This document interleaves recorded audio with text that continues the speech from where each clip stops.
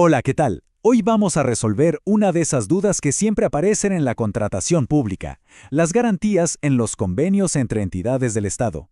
¿Son de verdad una obligación, algo que la ley exige sí o sí? ¿O es más bien un mito, una práctica que a veces se aplica por costumbre? Vamos a aclararlo de una vez por todas. A ver, pongámonos en situación. Dos entidades públicas, digamos un ministerio y una alcaldía, van a trabajar juntas. Firman un convenio interadministrativo y de inmediato salta la pregunta. ¿Hay que pedir una póliza de cumplimiento? ¿Es indispensable para que el acuerdo sea válido? Bueno, justo esa es la duda que vamos a despejar hoy. Y para que no quede ninguna duda, quiero que sepan que todo lo que vamos a ver aquí no es una opinión personal. Está basado directamente en la fuente oficial, un concepto de Colombia Compra Eficiente que es, como saben, la máxima autoridad en contratación pública en el país. Así nos aseguramos de ir sobre seguro. Bien, empecemos por lo básico para que todos estemos en la misma página. Primero, ¿qué es exactamente un convenio interadministrativo? Pues, en palabras sencillas, es un pacto. Un acuerdo, pero no entre un privado y el Estado, sino entre entidades del mismo Estado.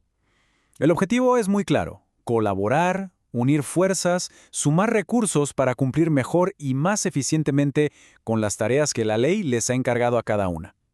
Es la cooperación del sector público en acción. Y ahora sí, vamos al corazón del asunto, a la pregunta del millón. Para este tipo de acuerdos entre entidades públicas, la ley exige que siempre haya una garantía de por medio. Aquí la tienen, así de clara y directa. La respuesta es un rotundo no. Legalmente, no es obligatorio. La norma general de contratación tiene una excepción muy específica para estos convenios. Y este es un punto, importantísimo, porque desmonta una creencia muy extendida. Y fíjense, esto no es una interpretación. Está escrito negro sobre blanco en la ley. El artículo 7 de la Ley 1150 de 2007 lo dice con todas sus letras. Cuando la ley enumera los casos en los que no se exigen garantías, menciona explícitamente a los contratos interadministrativos. ¿Por qué? Porque en principio se parte de la confianza y la seriedad entre las propias entidades del Estado. Pero, ojo, aquí es donde la cosa se pone más interesante y donde está el verdadero detalle. Que la ley no lo obligue no significa que esté prohibido o que nunca se deba hacer. Y aquí entramos en un terreno clave: la voluntad de las partes. El concepto jurídico que gobierna esto se llama autonomía de la voluntad. ¿Y qué significa? Pues básicamente que las entidades, al momento de crear su convenio, tienen la libertad de decidir qué es lo mejor para proteger el interés público.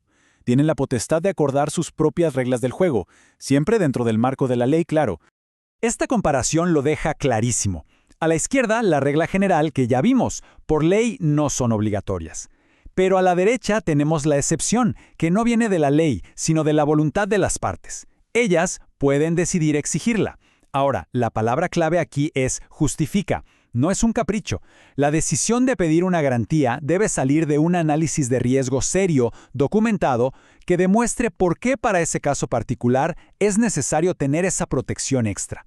Muy bien, entonces, ¿qué pasa cuando las entidades, después de su análisis, deciden que sí, que van a incluir una garantía en el convenio?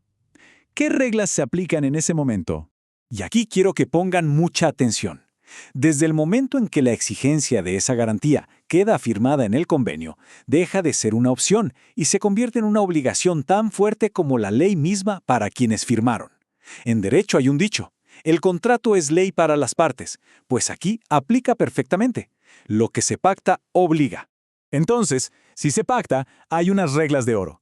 Primero, tiene que estar vigente por el tiempo que diga el convenio. Segundo, debe cubrir todo el plazo de ejecución. Y tercero, y esto es fundamental, su vigencia no termina cuando se acaba la obra o el servicio. No, se debe extender hasta la liquidación final del convenio. Y esta cita del concepto de Colombia Compra Eficiente, bueno, es lapidaria. Lo deja absolutamente claro. No importa si uno cree que ya se cumplió con todo, que ya no hay obligaciones pendientes. Mientras el convenio no esté formalmente liquidado, con el acta firmada y todo en regla, esa garantía tiene que seguir vigente. La liquidación es el verdadero punto final. ¡Perfecto! Hemos recorrido bastante camino.